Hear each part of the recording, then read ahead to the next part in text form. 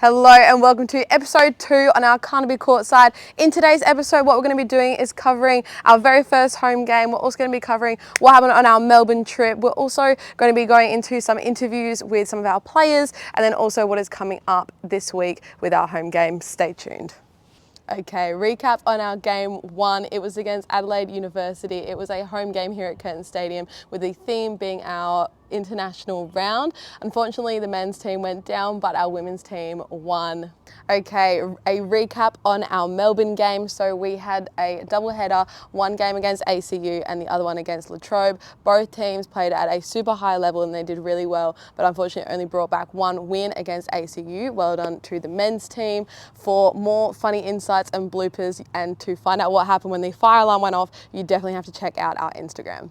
Welcome to our interview with Aidan. He is one of our players for the men's team for the Curtin Carnabys.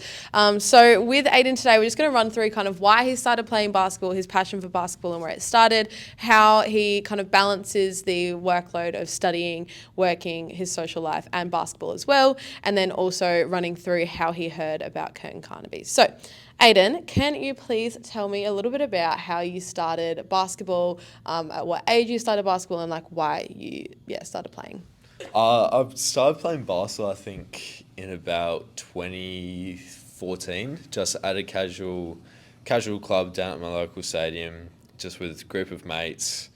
And from there, it kind of just escalated throughout the years of just getting that little bit higher up in the ranks, eventually trying out for a state champs team for Warwick Senators.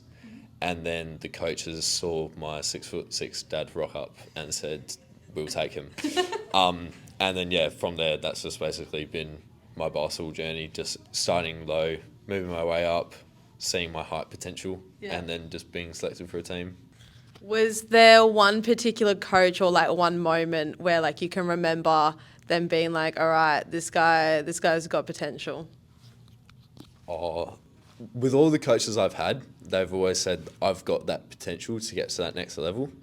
But my very first coach I ever had, he was really adamant about me having potential and being able to get to that next level. So that's what I remember. And that was back in under 12s for my very first season of doing just wobble. And I was about 10, 11 back at that stage. So So now you've started uni. So you finished high school. Yep. Started uni. Tell us about kind of like your degree, what you're studying, and then from there how you balance uni and basketball. So I started studying exercise and sports science here last year, but this is obviously my first year doing Curtin basketball.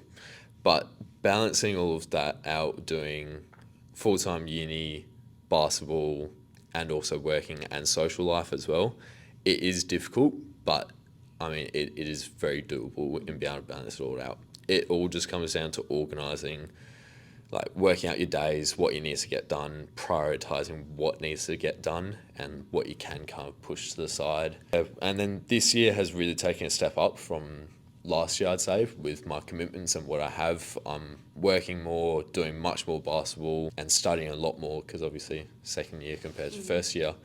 But I mean, I get it done at the end of the day. It's not easy, I'd say that, but it's not impossible.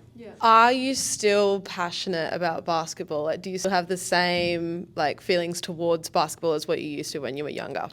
I'd actually say after coming back from Melbourne just recently in the past 2 weeks, I've even got a greater appreciation for basketball than I ever had. It was just that experience of being able to go away with a group of people who are around the same age as me, except for Haas, the old timer. It was just that experience, being able to travel, especially with Ricky, getting to hear about all of his stories. I've just come away and I just want to keep playing. I just want to get better. I just want to be out on the court, have fun, and everything. But I'd say each year I play basketball, I love the game more and more. I want to watch it more, play more, train harder, get more shots up, do all of that. But in saying that, throughout the years with having school injuries and everything, obviously I've had moments where it hasn't been so much of a love for the game. But I say definitely recently I've grown to appreciate the game even more. So I love it. Yeah. I guess then from that, kind of a little bit like Melbourne, what has been like one highlight of this season so far? Like one moment. You got to pick one example, okay? Can I have two, please? Yeah, go. Yeah, you can have These are both from Melbourne. All nights that we went away, we got people in a room and we sat down in these tiny, tiny beds, just fitting as many guys as we can, push them together and just watching horror movies. First night was hilarious just because at a jump scare, the beds separated and then Caleb fell through. And then the second night, we had 6 people in the 2 single beds. And then when there was a jump scare, I fell through, but then I had Ned and Caleb fall on top of me as well. That was just a highlight, being able to watch all of that and just have all of that unfold. And then the fire alarm went off. So when you're in the midst of watching a horror movie, that was, it was petrifying. No, none of us wanted to walk out. And then I had a really nice night with Ned and Dylan riding around Melbourne on e-scooters and just being able to explore that with just some guys that are just really chill was just a great experience, and don't think I'll ever forget being able to do something like that. Yeah. How did you hear about Curtin Carnaby? Like, what made you sign up? What made you want to join the team, or at least trial for the team? I heard about it because I had mutual friends that I just had on Instagram or just like heard about, and then I'd see them promoting the games. And then this was about halfway through last year, so I'd already missed the season. So then I spent the off season trying to figure out how I'd get to the tryouts and everything. And then once I did that, I was just like, this just gives me another opportunity to be able to play basketball at an even higher level, more consistently. So yeah, like, I just heard about it through mutual friends, just through social media, and then just escalated from there to me wanting to try out and then eventually getting a pick on the squad. Last question, what are you most excited for this week? We've got a double header. What are you most excited for going into these next 2 games?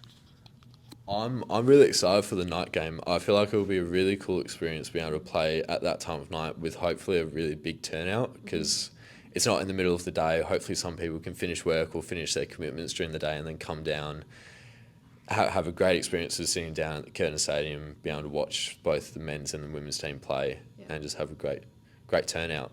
That's what I'm really looking forward to. It was a great experience having our first home game, but I mean, having even more people would be really, really cool. Alrighty, well, thank you so much for coming down today and answering some questions. Can't wait to see you on the courts this week. And anyone else wants to come down and watch Aidan play, definitely do that. We have our game tomorrow, 2:30 p.m. tip-off for the men's, and then also on the Wednesday night, 7 p.m. tip-off. So make sure you come down and watch. So this week, our first game coming up is on the Tuesday, the 9th of April. It is against the University of Melbourne. The women's game is tipping off at 12:30 p.m. and our men's game is tipping off at 2:30 p.m. The theme for this week is our Future Students round. So the kids from Carnaby Kids are coming down and doing some activations with the players and getting them involved as well. Congratulations to all the athletes selected for the women's team for this game. Congratulations to all the athletes selected to play in the men's team for this game. Our double header game is happening the next day on April the 10th. It is going to be against Federation Uni. The women's tip-off is at 5 p.m. The men's tip-off is at 7 p.m. This is our alumni round, so we will be hosting a very special VIP and alumni event going from 4 p.m. I will be hosting a panel discussion with Ben Popham, the Paralympic swimmer, and also Jessie Wagstaff, the Wildcats player as well. So we hope to see you there. We can't wait. We are looking forward to your support. Congratulations to all the athletes selected for the women's team for this game. Congratulations to all the athletes selected to play in the men's team for this game. Thanks for watching episode 2 of Carnaby Courtside. We can't wait to see you for our next episode and for your further support for our Curtin Carnaby teams. Thank you.